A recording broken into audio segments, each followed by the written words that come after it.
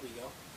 All right, and I'm glad I'm here. Look, you want to talk about understanding. Well, welcome to the African Speaks, and I'm going to tell you, because of the topic tonight is the issue why I had problems.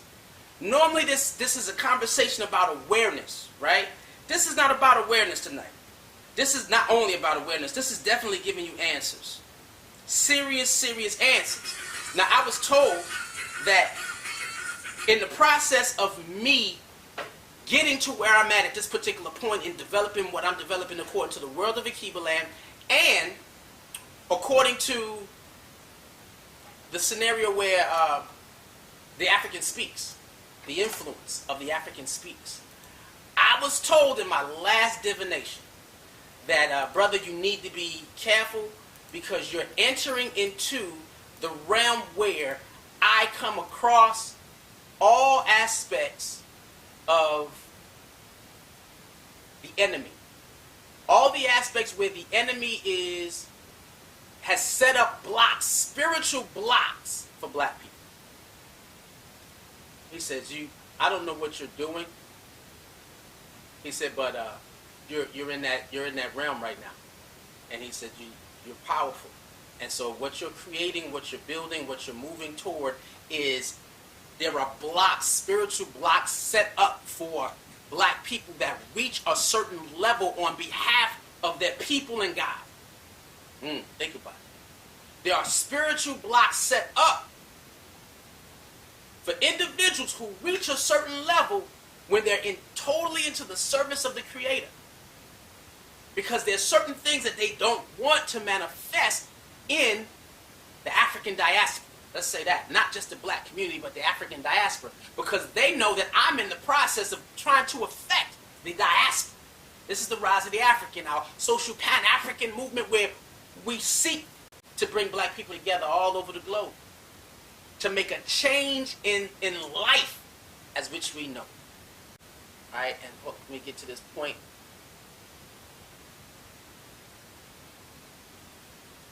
And so in that space,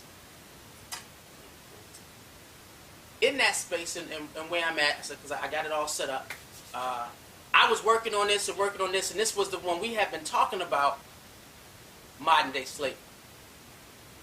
We have been picking on and digging on the issues of modern day slavery. And this was an awareness. Understanding the game. Understanding that we have been a financial resource for European society. Since slavery. Well, way before slavery.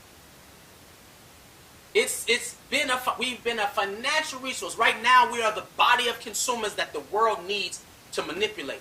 Oh, we're going to talk about this again tomorrow. Right? According to what Russia's doing in Africa. Woo! That's a whole different conversation. Yes, Afro Stream is coming back tomorrow. I'm in my zone right now, y'all. I'm in my zone. And so we was dealing with this, the fact that this level of technology, well, us not knowing. My mentor said, I feel sorry for y'all. Jermoja Bebe Atom, last conversation. He said, I feel sorry for y'all. He said, because I didn't understand how attractive the world will become, where black people no longer know that they're slaves, and won't know when they are out of the experience of that mental slavery. They will function as though life is normal. Understanding the game, what it is, and who we are, and the foundation around us. And then the concept was dealing with the issue, because we talked about agricultural environment that we lived in when we came over here, physical stuff. Then industrial environment, and that was subpar, poorly paid, second-class citizenship, producing the raw resources to develop this country slaves. And then now, highly technological, we get to be educated, but we get to have jobs in a system that makes us cogs to the wheel, where we're still consumer slaves. We got more freedom. We're not getting beat. So the skill that we said, the effect of the Willie Lynch letter, where we have 600 more years of the effects of slavery in terms of the psychological damage. They said if we do this right, we will have control over this people for 1,000 years, and it's been 400 years since 2019, and we got 600 more years to go before all of it is pushed out. Only if we said we had an act of God. They created a better mousetrap where they got you eating, thinking you really eat, but they're starving. They're starving. And then we said with the access of technology, we talked about how potent this modern day slavery is. How potent it is. It's not the 70s back in the day or the 50s or the, we're going to talk about anywhere between before the 70s. The 80s life got a little bit better for black people. They started giving us jobs to keep us from fighting. 80s were good. 90s was good. 2000s, whoa. We got all of this. But I remember back in time where shoot, everybody in the house in the OV, One Love, everybody didn't. I remember when everybody didn't have a color TV. Everybody didn't have HBO. What? There were people houses you would go to sit down and watch the Mike Tyson fight. Yes. I remember those days. Now, yeah, it's hard between to find someone who don't understand that they are living in modern day slavery. And so in this highly technological era, how they're using it and the potency of this particular modern day, and we said they keep us doped. These accesses to these, it's the easiest form of escapism from your reality. You can have friends all across the world and interact from your reality. The easiest form of escapism is technology. And they said we don't even care if we give them information anymore. Why? Because they still got 600 years of being doped and duped. And it may even last longer than that. So I had my friends come on and we discussed it, and then I had to come back and speak on the dopamine release that we get on a constant basis every time our hands are on this device. So if you put this in your hand at any given time during the day and you're looking at it, you are having a dopamine, it's a chemical reaction now. Before it was a physical abuse. Then it was, after the physical abuse was over, physical slavery, now it's separation. Separate but equal, but that was a lie. So then integration is in, we still second-class citizenships, now let's dope them up. Give them a chemical exchange to keep them unaware that they're being duped. The power of modern-day slavery. We're not using access to each other to come together. We're not using access to each other to acquire information to build for ourselves. Very few of us are. I didn't want to come online because I sat down and said, look, if I come online, what's out there? What's out there for me? And then I sat down and said, then the download came. We're going to talk about that today.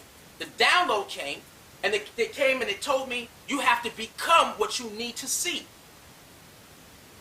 You have to become. DaAfrican got trademarked. World of Akibaland got trademarked. DaAfrican Speaks, trademarked. What?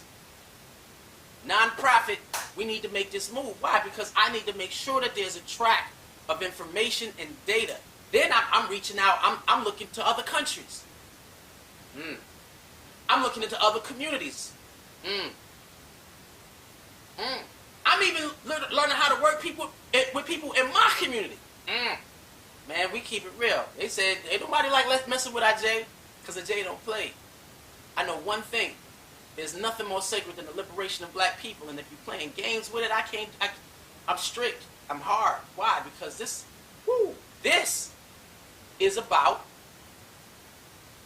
spiritual warfare. Let's talk about it. This is the conversation tonight. If you want the answer to black life, this is it. So today wasn't an awareness. So when I came on, and the first time we came on and we had issues, all of a sudden with the issues, I realized, I don't know what, see this? My camera froze. I never had it freeze before I came on. I said, oh, I'm hitting that ceiling that the shaman said, brother, you're getting close to your breakthrough of a spiritual awareness where you truly will have access to who you need to have access to make this thing manifest. So you got to use all the tools that you have to combat that, because they use spiritual warfare to keep us down. So what is the answer to modern day slavery? Spiritual warfare. Answer to modern day slavery. And this was it. I'm giving answers tonight. Answer. This is the answer. You want to fix black life? You need to indulge and engage in spiritual warfare. You need to embrace the journey within. Fighting, and we'll get to that. My first encounter with the conversation of spiritual warfare, 19 years old. And I went to go see my father, who I haven't seen since I was 7. And the reason why I went to see him was because when I was 17, 18 years old, I had a son. And the mother would not allow me to see him. She said I wasn't man enough. But that the truth thing was she wanted a child as a ploy to make her mother do whatever she wanted, and it worked. But she never wanted me to see that child. And I fought my entire life to get access to my son. So when I went to go see my father, I said, how did you do it? Because I think about this kid every day, all night. Love him more than I can even stand. And I can't imagine having a life without him in it. And I said, so how did you do it? What made it easy for you to walk away from it? And he said, it wasn't easy. It's still late. He said, but I had to make a hard decision because of issues. And I listened to my mom, and then I listened to my dad. And I got the truth, and then I got some of the BS too. And so I stand on the truth and let the BS go out the window because I couldn't do anything. But one of the things that he did when we sat on the stoop, Brooklyn stoop, over there by Boys and Girls High he lived, not too far from Marcus Garvey, all the way over there. And so he had a conversation with me as I was walking into the aspect of being a man or a father. And he said, I need you to know one thing as you move forward. And he went to Ephesians. And he said, battle is not flesh against flesh, but it's flesh against spirit. And I said, 19, I had to get into that. And so Ephesians, how it goes in Ephesians, it says, for our struggle is not against flesh and blood. It's not against necessarily a particular person. But it's against the rulers, against the rulers, against authorities, against the powers of the dark world, against the spiritual forces of evil in heavenly realms. Woo. Woo. Against spiritual forces of evil in heavenly realms. Now this, I could do a whole sermon on this. That last line. We are against spiritual forces of evil in the heavenly realms. What is heavenly? Everything God created. People say this world belongs to me. Everything God created is a heavenly realm. Because there's nothing that God created that's wrong. And everything that is woo. So then I sat down and said, let me take this personal. My body is a temple. My spirit exists within that body. And so the first heavenly realm that I'm dealing with, I'm going to fight spiritual forces. The first heavenly realm is within me. The first heavenly realm that I'm going to stand and fight on is within me. Because when my father gave me this conversation and I sat down and I had to deal with it, I said, okay, well, it's me against me. I'm not going to let me down. That was my immature focus. That was how it was. Now, when you're dealing with the mental slavery or modern day slavery, we said that we're infants in our thinking. We're immature beings. It don't matter how old you get. If you have not battled through spiritual warfare to get super deep enlightenment, you are an immature being.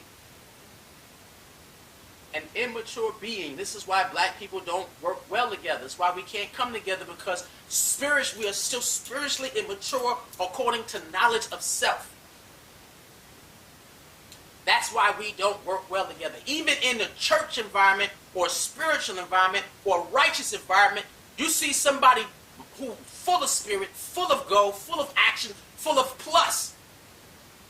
And you have a problem because they're aggressive. They don't stop you. You're trying to stop them. You want to be over them. You want to control them. It's been my recent experience. And this is why DaAfrican speaks. I said I had to find ways to let people know that there's an African in you that needs to be released. And the only person that can release it is you. Let me give you steps towards your spiritual warfare. The answer to modern day slavery. I had a friend who has blocks. She has been close. She's been one of the closest to the veil of God that I've ever seen. And she got knocked off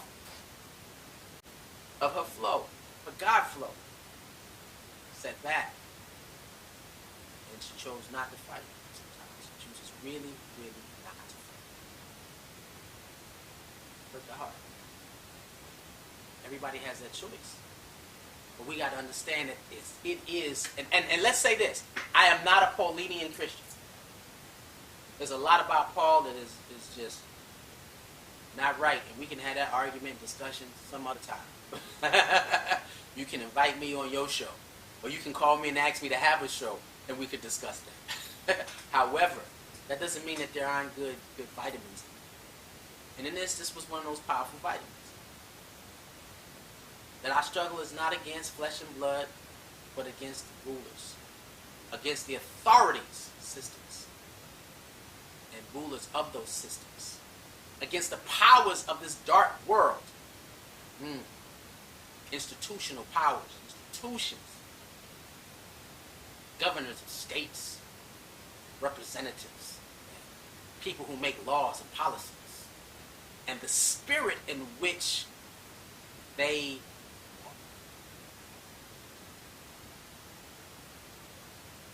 against spiritual forces of evil in heavenly realms. And so for me, again, the first one I had to deal with was the spiritual forces in the heavenly realm that is me. Me. This is how I took it when I first heard that this is a spiritual battle on this planet. As God said, I knew you before I formed you in the womb, and I consecrated you at birth. We came in to this world with a mission. And the world tainted who we are and whose we are.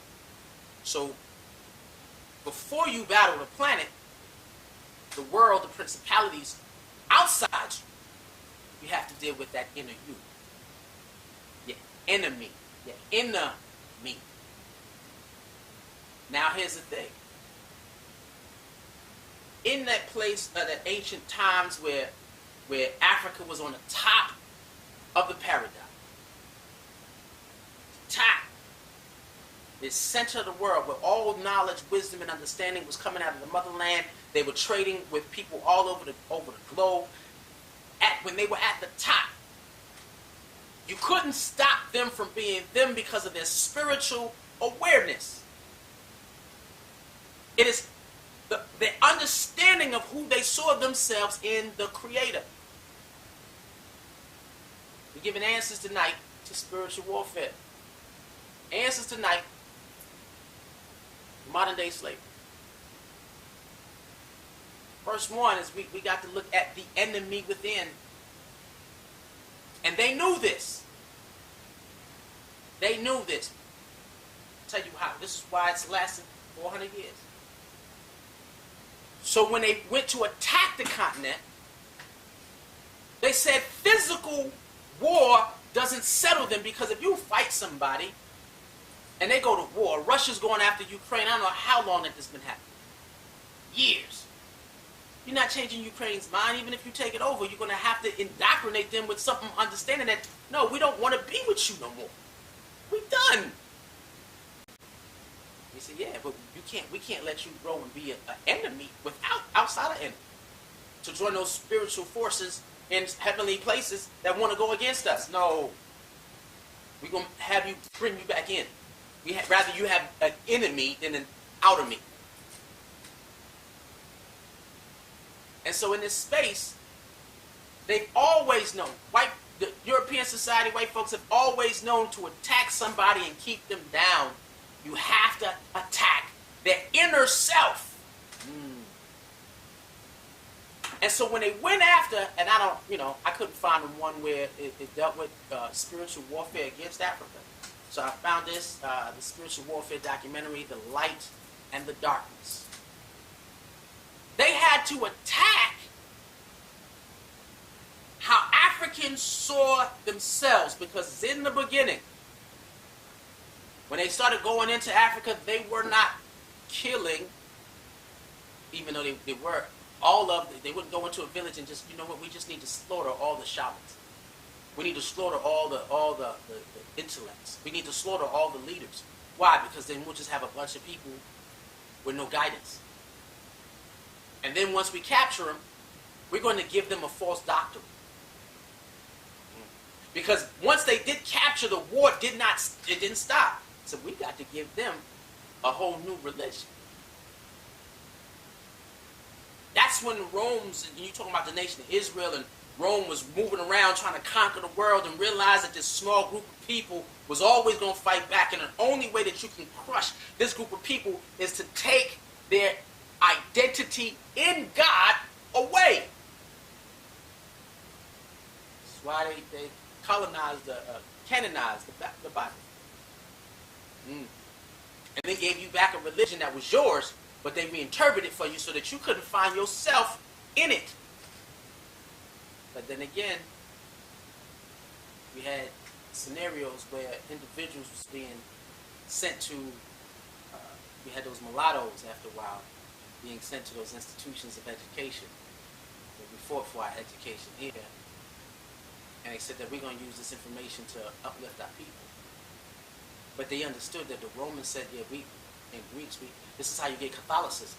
We have to control the Africans and keep the slave trade viable. We got to control how they see themselves in God. Give them back a new language. Give them back different names. Give them back a different culture. What?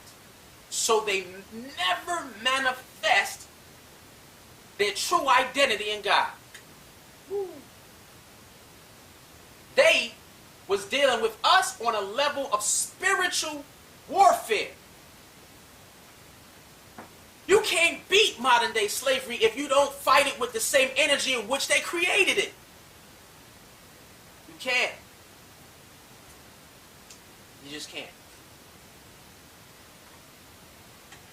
And so it's also written for you to acknowledge spiritual warfare and how it's still happening. It says the thief, the evil one, does not come to except to kill, steal, kill, and destroy. What? And sometimes it's not physical.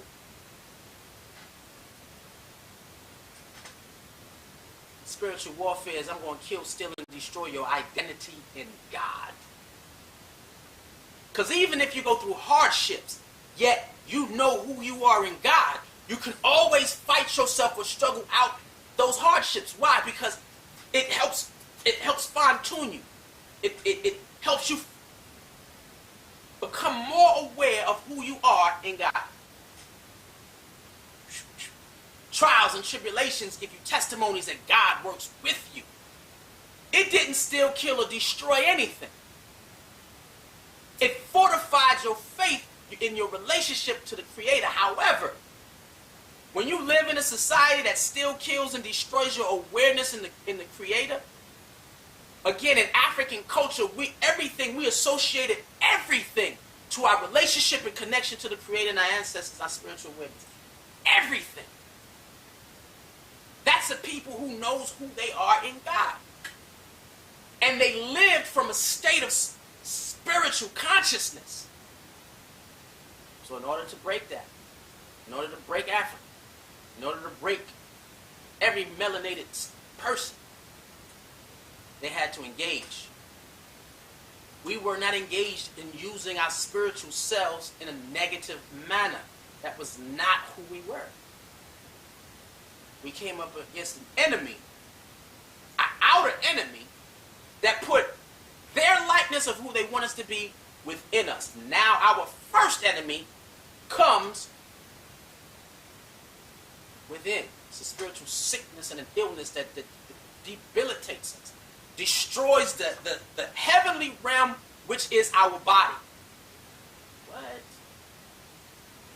What? This is how modern day slavery can exist, and black people are no better off today than we were yesterday. We just got a little bit more physical freedoms, but as a people who are connected to the Creator, we're dealing with more illnesses. More spiritual illnesses and more physical illnesses. You unleash COVID and those with pre-existing condition. Yes, our pre-existing condition that is world-round is a spiritual sickness that creates a physical illness. Oppression manifests spiritual manifestations in us. You want to sit down and beat an illness? Elevate to a higher frequency. Illness doesn't exist. Elevate to a higher frequency through your diet, meditation, prayer, action. Even in your rest, you can do things before you sleep to activate your third eye. So you wake up empowered and ready to go and get downloads from your ancestors. We have higher levels of mental illness now. Why? Because we're not using spiritual warfare in this state. You're just supposed to, we're so unaware of us living in slavery, a modern day slavery, a skilled set, a new mousetrap to keep us disconnected from each other and God. We're developing mental illness when we had lower numbers in mental illness. But now they're moving up. Why? Because spiritual, this is warfare. To isolate you is to help develop loneliness and sever the spiritual thing need for connection and belonging. So warfare going on, and we gotta, that was the awareness. Today this is the answer. You got to use the weapon they use against it. So we said in order to defeat this, with Willie Lynch, and they say even in the book or in the letter, it states that the only thing that will be able to counteract these practices that we're putting in the mindset of their generations, because what will happen with the Willie Lynch, once we show them that there is no way that they could ever be equal to us, and we give them the issue of the declaration of inferiority. Once we declare them inferior and put everything around them to show them that they're inferior to us, they will be subjected to whatever we say for perpetuity. This thing will last about 1,000 years. However, the only thing that will be able to antidote what we're doing to them from within is an act of God. That's why the civil rights movement couldn't move without those who weren't connected to the Creator. The battle for human rights can't move to actually be experienced across the world without the connection.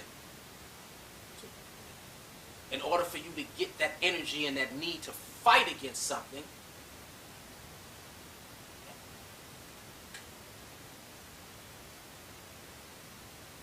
and so you gotta go.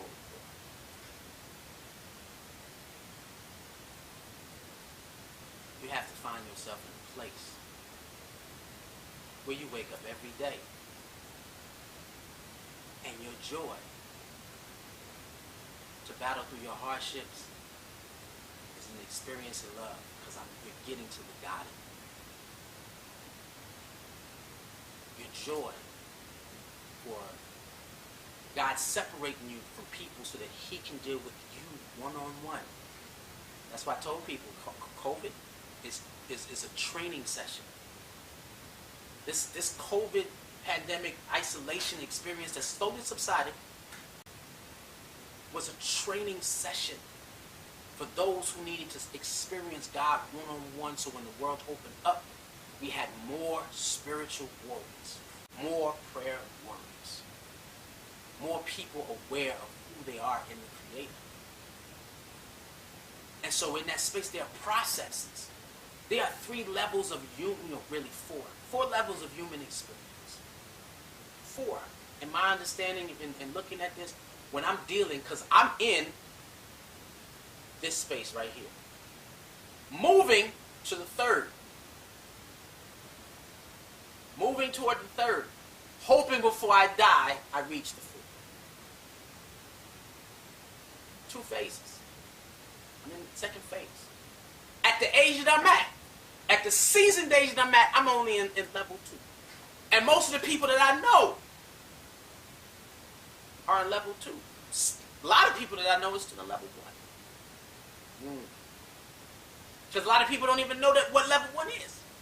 That's the power and the potency of modern day slavery.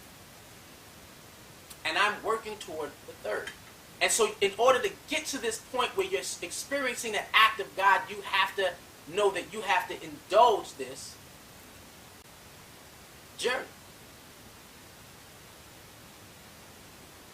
And we're going to talk about the 4th one later, but the first 3 is, 1, understanding that you exist when you in a state of modern day slavery.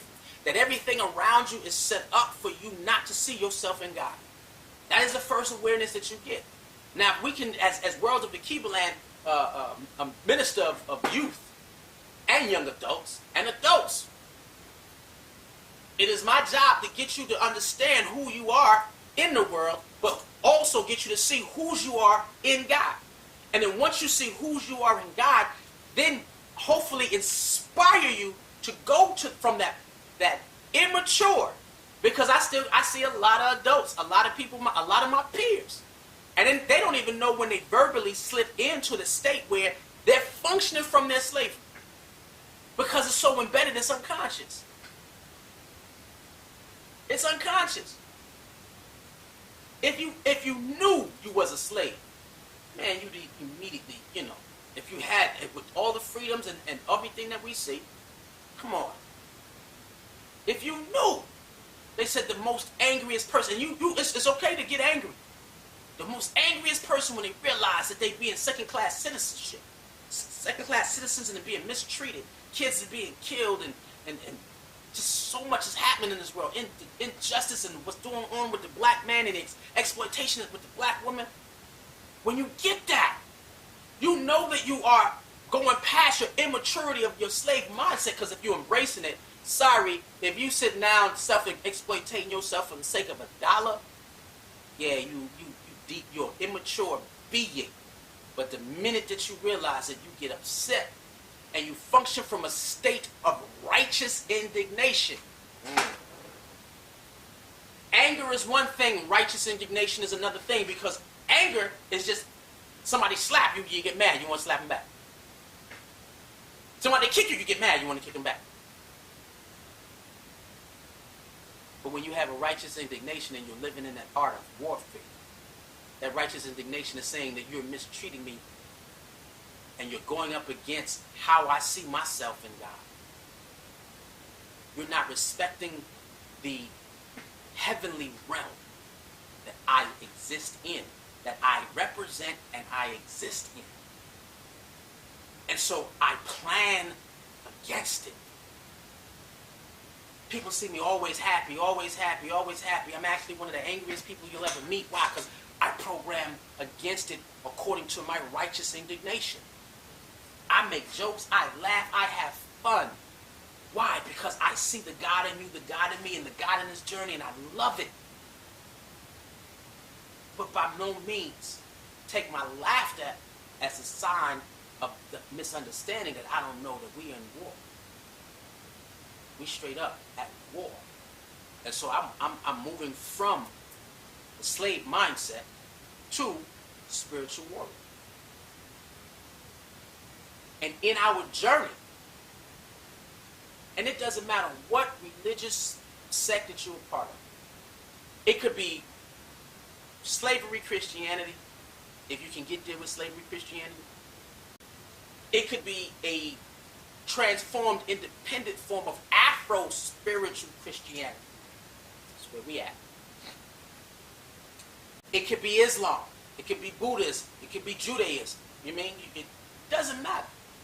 For an African person, it is coming from that spiritual warfare, and you get down to the third part, where first you understand that they got you in the slave state.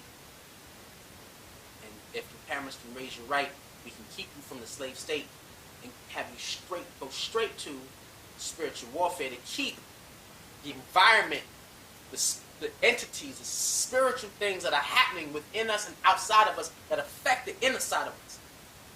To keep us protected to the point where we can get to where we are of God, of spirit, of self-awareness.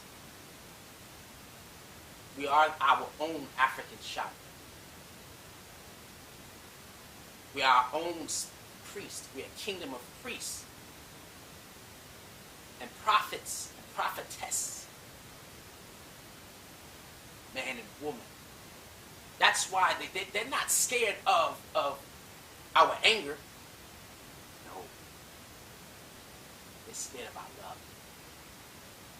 When and where black man and where black woman connects, they produce an act, they give birth to. And a spiritually open child, all children come in openly spiritual. However, in that womb, if she's not already woke, that child receives the spirit that he exists in. Unless God taps him in a way that he keeps him guarded from his own parent. Ain't that something? That's beautiful. Because God said, yo, this is my people. And I will always send you someone to help you be what? A people. But imagine what generation we can produce if we set aside our need to want to fit into this world, live in a state of spiritual warfare where we are protecting ourselves from accepting our identity from our oppressor and coming in contact with the greater power of God outside us so that we can experience the greater power of God within us. What type of generation will be produced by that man and woman? Wow.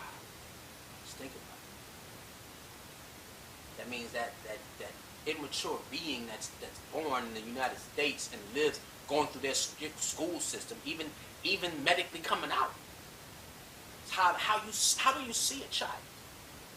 How do you see birth? What is it? How do you compute that? This is why you have dualists. Because dualists know that this is a spiritual journey for another spirit coming into this world. Sister, and I had to try to get her on my show, and it didn't happen, and a lot of things was going on with her. And maybe we'll see. She just had a hard day yesterday. But she coaches women during their pregnancy to make sure that they stay in this righteous mindset to produce righteous child. In spirit, perfect. It's not just when you're dealing with warfare. Warfare is what you do. It's how you think. And we'll get into it. Thanks for the tip.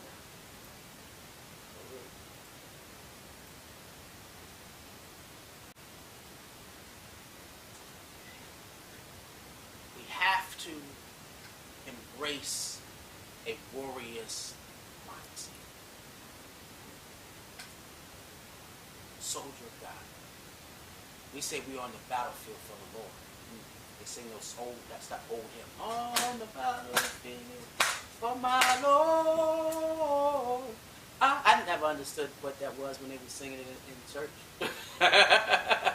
Until I understood we're mental slaves. And we live in a society that tries to keep us mental slaves. And we need to switch these gears and create an experience of a life of spiritual warfare where we can find ourselves God-body. Warriors for the Creator and our ancestors that builds upon the world in which we live so that we can be great here, experience God, the God of who we are here versus not experiencing. I am on the battlefield for the Creator. I am pissed all the time in terms of the quality of black life the world over. World of Akiba land needs to be little Africa united everywhere. Black people need to have a haven to go to everywhere. We have a voice. The African speaks. The rise of the African. The rise of your understanding of the God in you. And so, again, I'm not a Paulinian Christian, but I'm gonna use some of this wording to counteract some of the things that are going on with us. Again, we are dealing with spiritual warfare. Please don't forget, like, comment, share. If you're watching, say hello. I might be able to see you. If you're checking us on YouTube, subscribe. This is spiritual warfare. In the Paulinian, the books of Paulinian Christianity, again, I showed you the African warrior so you can see what an African warrior would look like.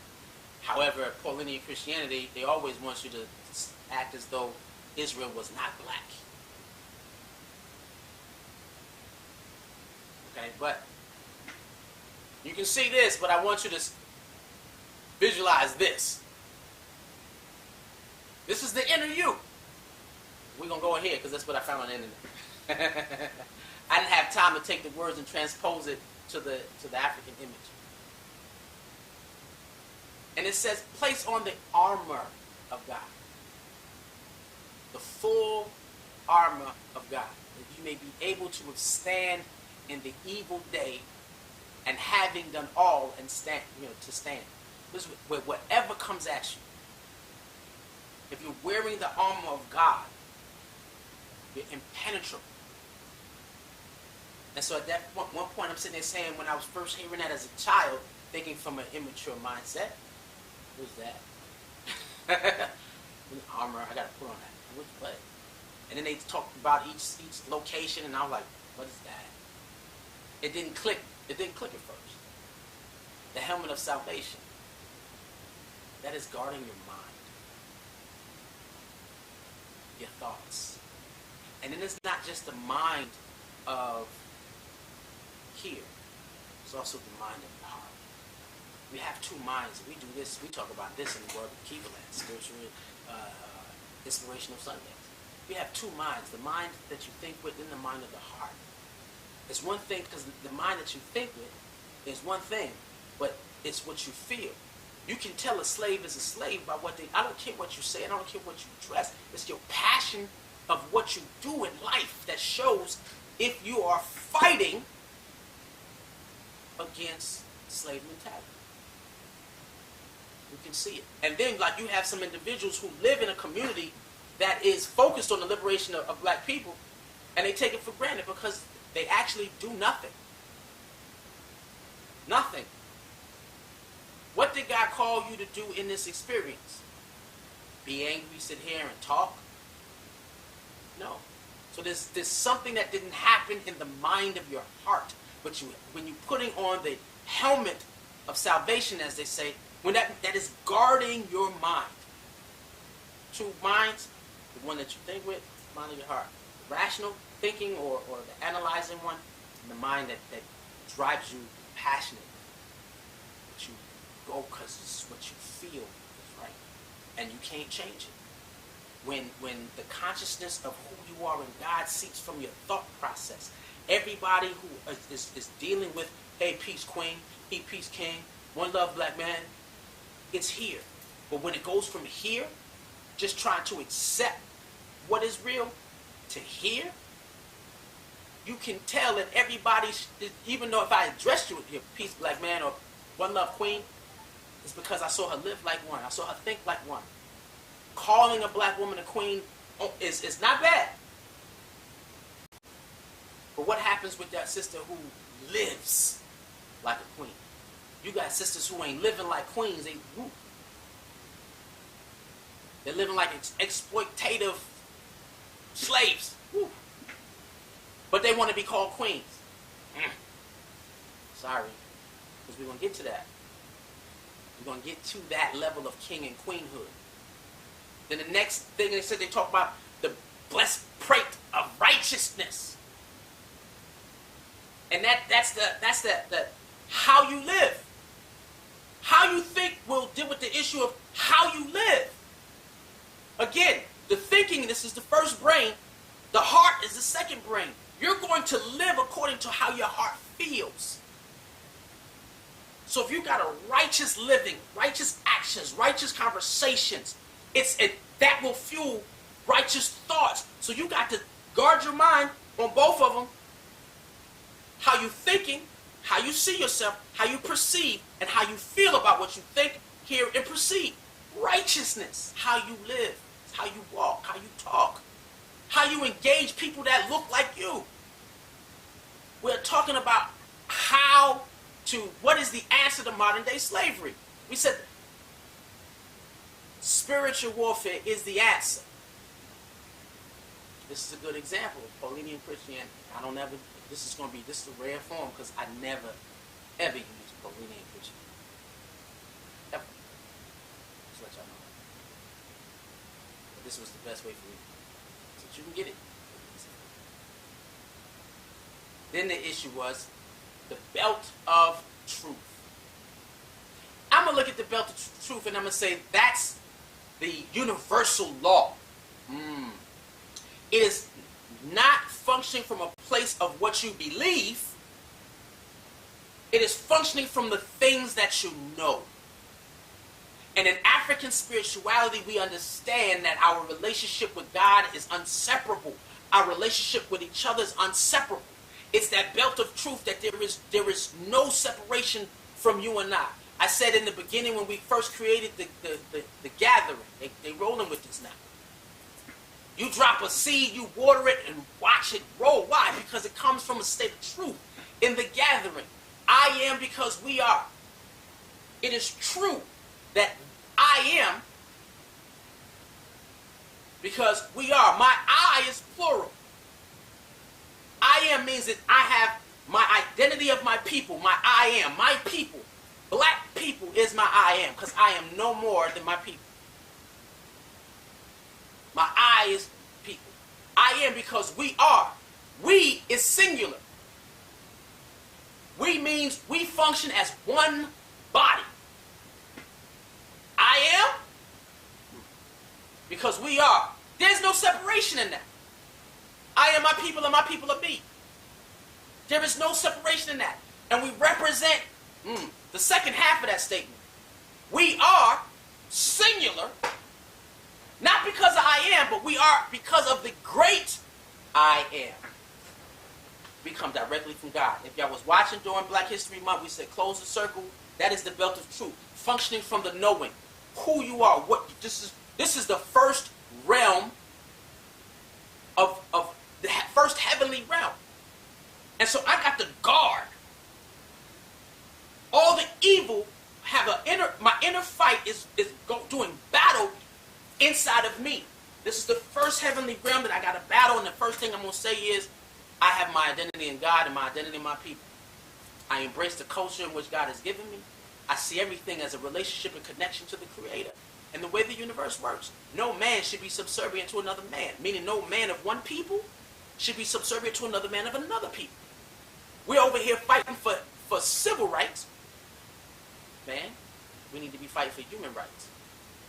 I am because we are. belt of truth.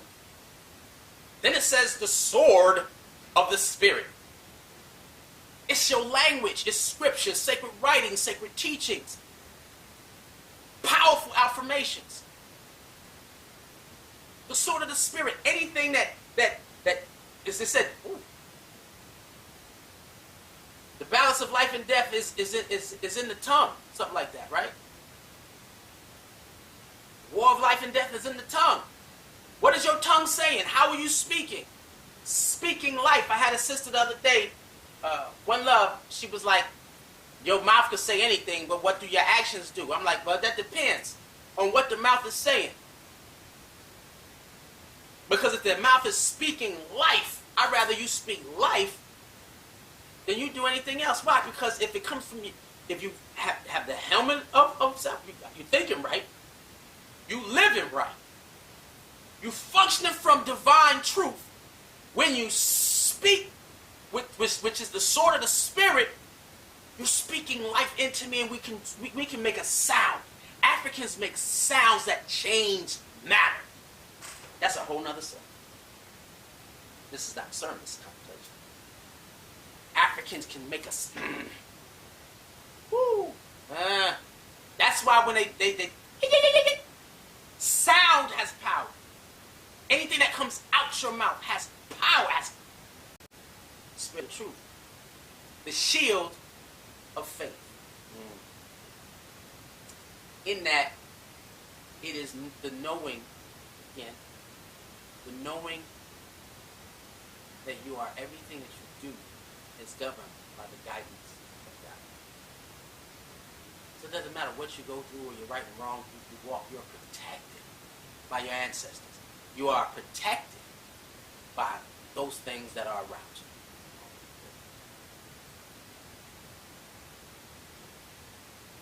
And that's important. I don't think I had this mic turned up right. Testing. Testing, testing. Testing. Okay. I don't want to be too loud. But, yeah, I just saw that. Now here's the trick. Yeah, I'm louder now. Feet of peace. Wow. That means with the shield of faith, of living in an experience that you know that God has got you and carrying you, there's a difference of believing and living in your knowing. So in the Paulinian Christianity, they call it the shield of faith. I will say the shield of knowing. Because knowing is different than faith, because I can shake your faith. Do you got good faith or you got bad faith? You have some type of faith. But do you know it? You know that if you put your hand in fire, it's going to hurt. You're going to burn some skin off. Unless you have the power to make it not burn. That's a whole nother level. I ain't there yet. I know fire going to hurt. I'm not there yet. Some people can walk, can connect to God to a point where they walk on fiery coals and feel nothing.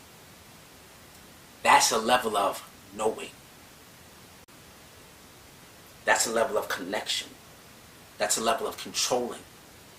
When you're dealing with the issue of the feet of peace, it doesn't matter what you go through or what you deal with, as long as you interact in that experience with the awareness of God. This is how the most angriest man on the planet can be the most friendliest man in peace, is righteous indignation. Because I'm going to fight on God's behalf and on the behalf of my people in a state of love, in a state of peace. My righteous indignation is justified. Ain't that something? In that last meeting of the gathering, we haven't made this public yet. But it was a statement inside the gathering when we were dealing with the civil rights movement, where Sister said, I understand these young people today. How much will they be able to visually endure before they lash out? Before they get tired? Now, lashing out or speaking against an oppression is fine. And it's different when it's done in a state of peace and love. I fight against you because I love you. I know that you're better than what you're leading yourself to be, and I'm fighting against those the evil things that are against you, and I stay in peace. People say, how do you sleep? You know, movies with the warrior. How do you sleep after going to war? Easy, because I just went into war in a state of peace. It's not my intent to hurt, but it's my intent to serve. Really serve. Why? Because I live in real truth. Not the truth that I created for myself, but a higher understanding, which is God. And I'm trying to maintain and sustain my identity in the Creator. So it's easy for me to be a warrior. Because I do it out of love and peace. Always calm. But do not tempt my righteous to come at me with, do not push my righteous indignation. Why? Because out of a loving stroke, things are destroyed. Ain't that something? I always say, in my effort,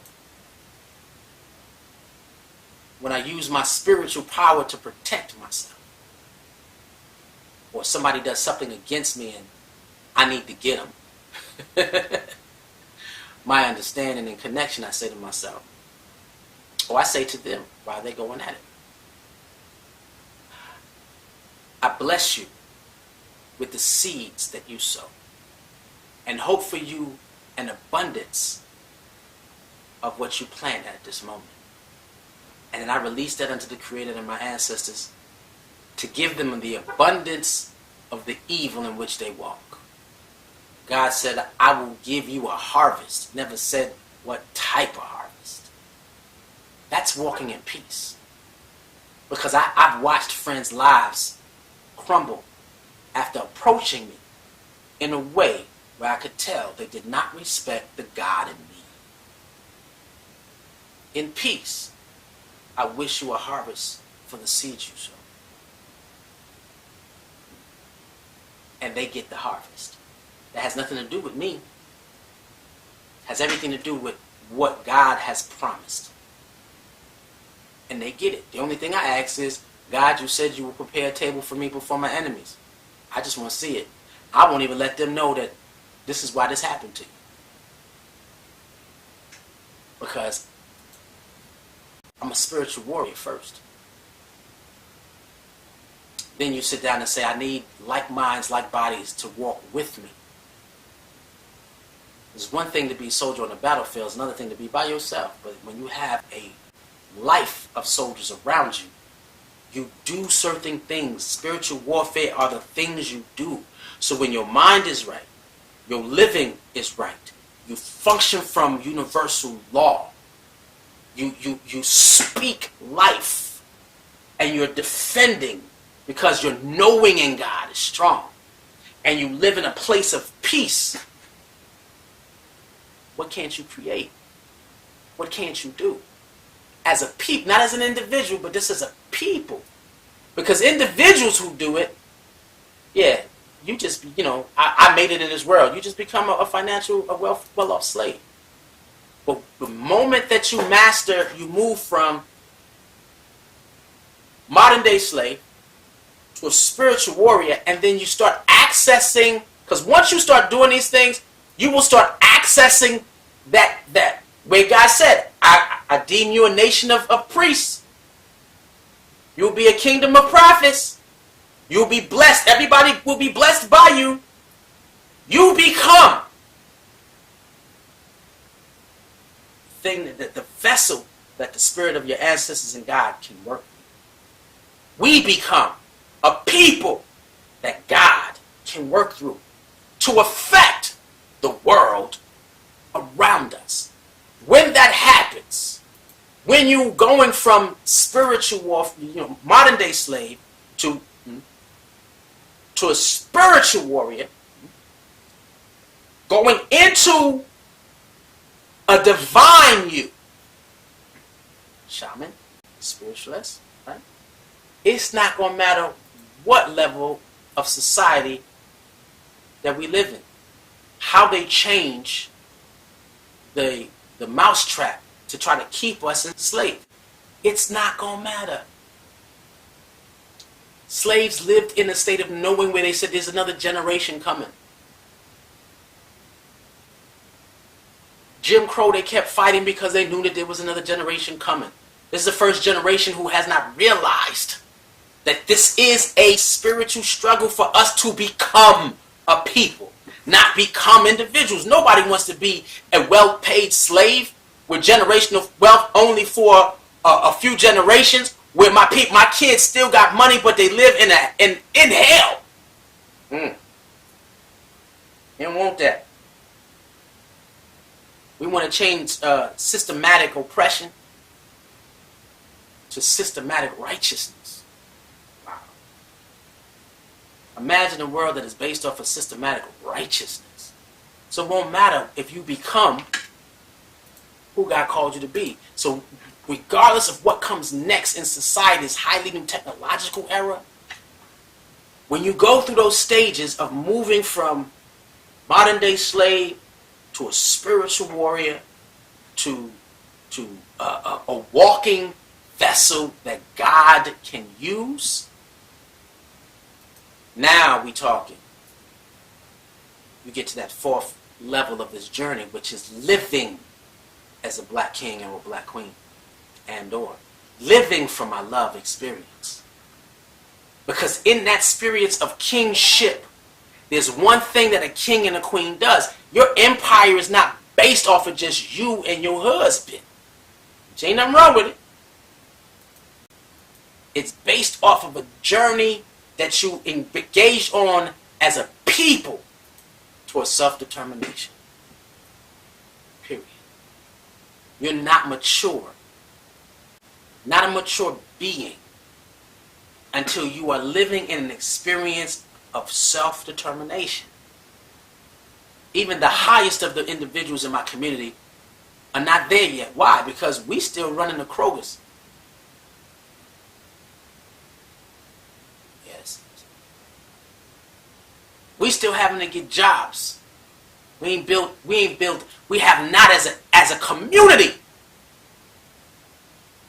build institutions of power that can employ and feed people. We're not kinging and queening it yet. We have visions and hopes that the generations to come will be as kings and queens, where they live and build empires where they can be completely self-reliant. There's one sister, I wish I remember the name. A friend of mine went to her farm. She's completely off the grid, and she invites people to live off the grid with her. We have to go nowhere off this land. Everything we need is here. And I invite you to experience this holy ground. Now, of course, we as a community have that same opportunity. For 20 years, we have not manifested anything from it. Very little. I'm not saying anything. Very little. But it is our journey to self-determination. And once you reach self-determination, you know you're reaching the highest level of your being. Because the only thing above you is God, your ancestors and God. You want to answer. You want to resolve the issue of mental slavery, where you're truly walking into your kinghood and self-determination. For you to do that, you have to embrace, you have to become a spiritual warrior. And that's, again, it doesn't matter what spiritual sect you are, what African sect you are. It doesn't matter. Because you will begin to see everyone else. When we started religions and faiths on the continent, when we started realizing that there's a higher power, we respected everybody. If you had 2,300 different African tribes, you had 2,300 different ways to serve the Creator. Nobody was being destroyed because you don't believe. I want you to believe in the Creator the way I believe in it. No. Kemet and Cush existed, and they shared some similarities, but then they had some differences. Now Cush would know that Kemet, hey, y'all not doing this right, because Rome is coming in, Greeks is coming in, and they kicking your butts. And y'all changing your ways where you don't fight from a righteous indignation. We need to come and take over Kemet, restore it back to its glory, its spiritual glory, push out the disease, give you back your vision in God, and then we left. Cush was like, we out. Warfare, spiritually. We defeat this spiritual illness through this journey.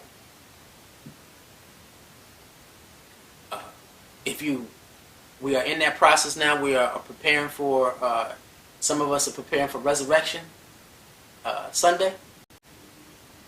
And so we follow the Black Messiah, Jesus, on his journey. And in that experience, we say he went through those processes. Modern day slave, spiritual warrior. He had a baptized process. He had to go, where did he study from? People don't know. It was a Qumran community right outside of Israel, where they believed and was giving the teachings that Jesus gave for the last 700 years. What? Yeah, y'all do y'all readings.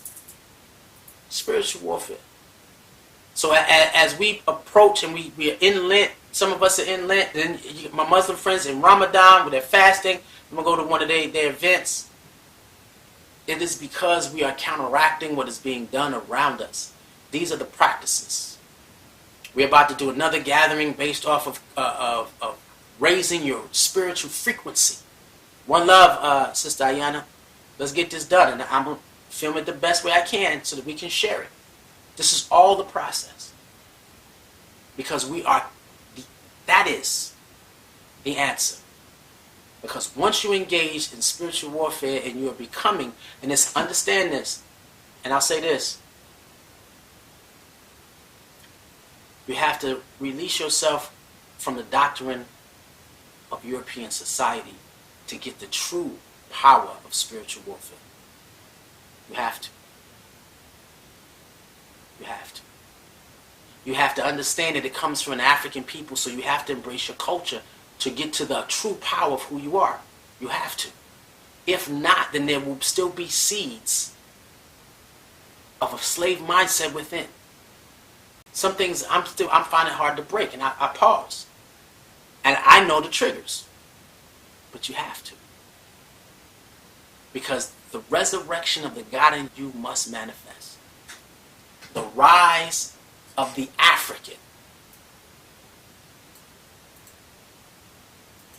will manifest in you when you start down that journey to see who you are in God and fight the inner you.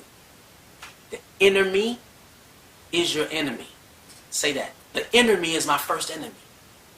Defeat that, then I can defeat the outer enemy. And with that, the African in you will rise, and we will see a definite change in the diaspora. With that being said, let the African in you rise. Be the resurrection. One love.